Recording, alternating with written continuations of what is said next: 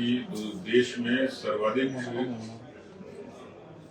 अपराधों की घटनाएं वहां घटित होती थी, लेकिन इस मामले में अब पूरे देश ने दुनिया में राजस्थान की चर्चा होती है और इसका ताल्लुक सीधे सीधे इस तरीके की घटनाएं तभी होती हैं क्योंकि किसी भी लोकतांत्रिक प्रदेश में उसकी सरकार की और गृह मंत्रालय की जिम्मेवारी होती है कि वहाँ की शांति व्यवस्था कायम रहे, अमन चैन बना रहे, और इसलिए छिटपुट घटनाएं जरूर होती थी। लेकिन राजस्थान में तो चुनाव जैसे उपक्रम में भी कभी हिंसा की घटनाएं सुनने को नहीं आती थी।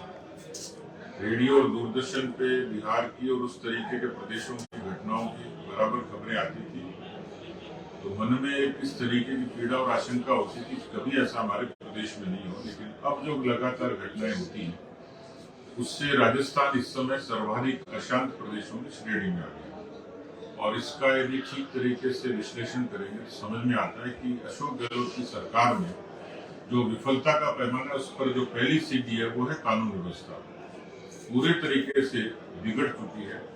ऐसा लगता है कि प्रदेश में अब अपराधियों का, हत्यारों का और माफियाओं का राज है। जिस तरीके की असुरक्षा सड़क पर दिखती है और घर के भीतर भी दिखती है, ये विचलित और चिंतित करने वाली है। और इसका जो बड़ा कारण है वो है पुलिसिंग की कमजोरी। पुलिसिंग तभी कमजोर होती है कि जब राज का इकबाल खत्म हो जाता है, अपराधियों में भय खत्म हो जाता है।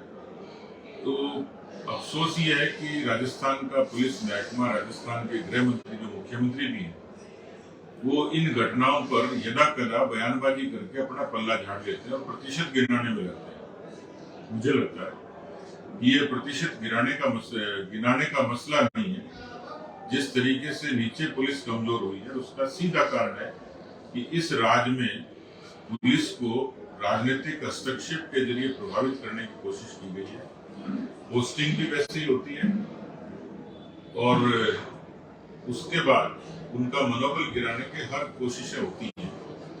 अभी ताजा बजट का उदाहरण देंगे तो पुलिस के महकमे पर महज 3% खर्च करना राजस्थान की सरकार ने उसमें प्रावधान किया है। उन्हें तो नफरी है, उन्हें उनके पास साधन है, और आज के युग में जिस तरीके की पुलिसिंग चाहिए राजस्थान जैसे चुनौतीपूर्ण प्रदेश में जिसमें भौगोलिक रूप से एक बड़ी आबादी है, ऐसे अवसर पर मुझे लगता है कि कानून व्यवस्था की अच्छी समीक्षा करके प्रतिबद्ध रूप से कोई सरकार कहे और करे। लेकिन ऐसा लगता है कि अब सरकार के हाथ से बाजी चली गई, और अब क्योंकि चुनाव आ गए, सरकार कितना गौर करेगी, कितना इस पर फोकस करके काम करेगी, ऐसा लगता नहीं। तो ये लगता है कि राजस्थान है भगवान भरोसे। आप लोगों ने जब प्रदर्शन किया, क्या हासिल किया पार्टी ने, बड़ी संख्या में कार्यकर्ताओं देश की जनता से गुस्सा था, उसको बाहर क्या लग गया है? आपको लगता है कि ये जो प्रदर्शन है सरकार की कानून के आगे है, या अभी बहुत कुछ करना बाकी है? देखिए, पिछले 4.5 वर्षों में 2 वर्ष ये मान लीजिए कि कोरोना के कालखंड में बीते, और उस समय कोरोना ने कांग्रेस के लिए संजीवनी का काम किया, आपदा में अवसर का काम किया, क्योंकि लोगों के बीच में इतना गुस्सा सरकार की शुरुआत में ही था। आपको ध्यान हो तो थानागाजी के गैंगरेप की घटनाएं हुई थी लगातार। इसके बाद एक सीक्वेंस में कानून व्यवस्था बिगड़ती चली गई, कर्जा माफी के मुद्दे पर किसान मुखर थे, अपराध चरम सीमा पर है, भ्रष्टाचार की लगातार इस तरीके की सीक्वेंस थी। तो मुझे लगता है कि प्रदेश में बहुत सारे ऐसे मुद्दे थे जिन पर आक्रोश था लोगों में। उसी तर्ज पर पेपर लीक और बेरोजगारी, ये 2 बड़े प्रश्न थे जो सरकार के समक्ष खड़े थे। यदि सरकार की नीयत ठीक होती तो ऐसी 19 भर्तियां थी जिसमें 95,000 लोगों का अभी पदस्थापन हो चुका होता। आज वो 95,000 लोग सड़कों पर। सरकार आंकड़े गिनाती तो है, लेकिन उसको खुद को भरोसा नहीं कितना रोजगार दिया।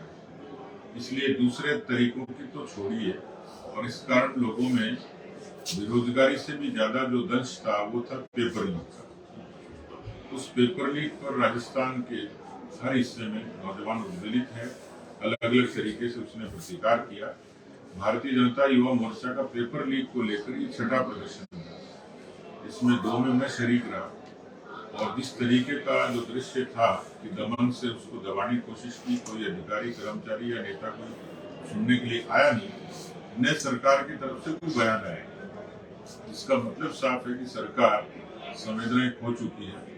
भारतीय जनता पार्टी इस आंदोलन को आगे तक ले जाएगी। इसलिए हमने घोषणा की थी कि हम जिलों में जनाक्रोश जो घेराव है कलेक्ट्रेट का वो करेंगे। कर्जा माफी, अपराध, बेरोजगारी और भ्रष्टाचार, इन तमाम मुद्दों को लेकर तो सरकार सुने कि नहीं सुने, लेकिन हम लोगों के बीच में स्थापित करने में सफल रहे कि सरकार जो मुख्य मुद्दे हैं, जो जायज मांगे, उनको अनसुनी करती है। और इसलिए जहां तक संभव होगा जिलों में भी, विधानसभाओं में भी, प्रदेश में भी अनेक मोर्चों के द्वारा अलग अलग समय पर इस तरीके के प्रतिकार किए जाएंगे।